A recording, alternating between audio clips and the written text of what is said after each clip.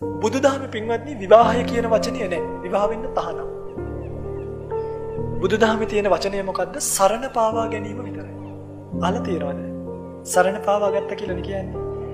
විවාහය කියන වචනේ සරණ පාවා ගැනීම කියන වචනේ වෙනස බලන්න. මගේ පින්වතුන්ගේ ජීවිතේ වැරදිච්ච තැන රත්තරන් දුවල ඉන්නව නම් කියලා දීලා යවන්න. විවාහය වාහක කියලා කියන්නේ වැඩකාරයට කියන නම. දී කියන උපසර්ගයේ යෙදුනහම විශේෂ වැඩකාරය. දැන් විවාහ වෙලා ගේන්නේ මොකටද ගේන්නේ? මගේ තියෙන දැන් අපේ සංකල්පනාව මේක නෙමෙයි ඔබ මගේ රෙදි හොදන්න ඕනේ. මේ කෑම ඉව්වද? ඉව්වේ නැත්නම් ගහන්න වගේ යන්නේ. ඒකක් හදනවා. ඔන්න අපි මිනිස්සු. හදනවත් ඒකක්. එයි මේ මොනවද දැන් මේ කරගන්නේ? වැඩකාරකම් කරගන්නේ. බුදුදහමේ නෑ වැඩකාරකම් කරගන්න එක. බුදුදහමේ තිබ්බේ සරණට පාවා ගැනීම. මට මේව තනියෙන් කරගන්න අමාරුයි. ඒ නිසා මට මොනවා කරන්නද? මට සරණක් වෙන්නයි මම අරන් ආවේ. ඉස්සර අපේ ලංකාවේ තිබ්බ ওই සිස්ටම් එක ওই ක්‍රමවේදය. කුඹුරට යන තාත්තා කුඹුරට ගිහිල්ලා උදැල්ල කරේ තියාගෙන ගෙදර එනවා. ගෙදර පින්වත්නි මම ඒකට කියන නම දන්නේ අර ඉස්සරහට මේව කළා දොරක් වගේ එකක් උණ බම්බු දෙයක් හේතු කරලා දාලා තියෙන්නේ. ඔකට මොකක් හරි එකක් කියනවනේ අපි නම් කියන්නේ ගේට්ටුව කියලානේ සාමාන්‍ය. පැටින්දනේ. කඩුල්ල පනිනකොට නෝනා මොකද කරන්නේ? දැන් ඔයත්තගේ මහත්තයාගේ වැඩ ඇරලා ගෙදර එනකොට ඔයත්ත මොකද කරන්නේ?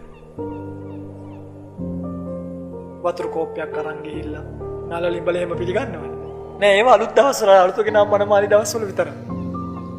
ටික දවසක් යනකොට ඒ කර්මලත් සුදු පාට වෙලා. එදා ඒ අම්මා ඈතින මහත්තයා දකින්නකොට ඒ කාලේ මහත්තයා බුලත් පිට කනවා. ටක් ගාලා කුස්සියට ගිහිල්ලා බුලත් පිටක් ලෑස්ති කරනවා. කාටද මේ එන මහත්තයාගේ වෙහෙස නිවෙන්න දෙන්න? මහත්තයා පින්වත්නි ගෙදර ඉස්සරහා දොරෙන් නෙමෙයි ගෙට යන්නේ. එහෙම්මම ගිහිල්ලා පිළිකන්න පැත්තෙන් උදැල්ල තියලා කේතලේ ලිප පත්තු කරනවා මහත්තයා. මහත්තයාගේ වගකීම ගෙදර ලිප පත්තු කරන එක. නෝනා නෙමෙයි ඒක කරන්න ඕනේ. ලිප පත්තු කරලා වතුර එකක් කේතලයට තියලා කේතලේ ලිපෙන් තියලා ගේ ඇතුලෙන් ඇවිල්ලා තමයි ඉස්සරහට බూరు ඇඳේ ඉඳගත්තේ. ඉඳගෙන නෝනාට කීවේ "එයි දෙකක් හදන් වරේ." එහෙමද? ඒ අපේ කාලේ. ඒ වතුර එකක් නම් ලිපේ තිබ්බා. කොහොමද කිව්වේ? වතුර එකක් නම් ලිපේ තිබ්බා. නෝනා දන්නවා දැන් මේ කටින් නොකියා කිව්වේ මොකද්ද? තේකක් හදාගන්න කියලා.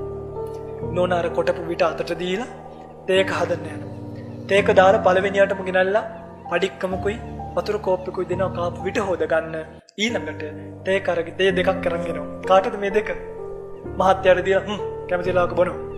එහෙම කියලා ගියේ නෑ මට පරක් වෙලා තියෙන යන්න ඕනේ වැඩට. තේ දෙකක් අරගෙන ඇවිල්ලා මහත්තයාට එකක් දීලා එකක් නෝනා අරගෙන නෝනා ඉඳගත්තේ කොහින්ද? දැන් ඔය ඇත්ත කොහොමද? මහත්තයා පුටුවේ ඉන්නවා. ඔය ඇත්ත ගිහිල්ලා අර පුටු ඇන්දේ ඉඳගන්නේ උඩ. ගරුත්වයක් නැති දෙන. මෙදා මහත්තයා එක්ක සමයන්නේ ඉඳගත්තේ නෑ. මහත්තයා බూరు ඇඳට දාලා නෝනා ගියා පිළිකන්නට බිමට පිලට ගිහිල්ලා ඉඳගෙන දෙන්නත් එක්ක තේක බීලා නිකන් මම මේ කියනකොට හිතන්නේ මේ සුන්දරත්වය කොහොමද කියලා. ඔන්න බුදුදහමෙන් කෙනෙක්ට ලැබෙන ආభాෂය.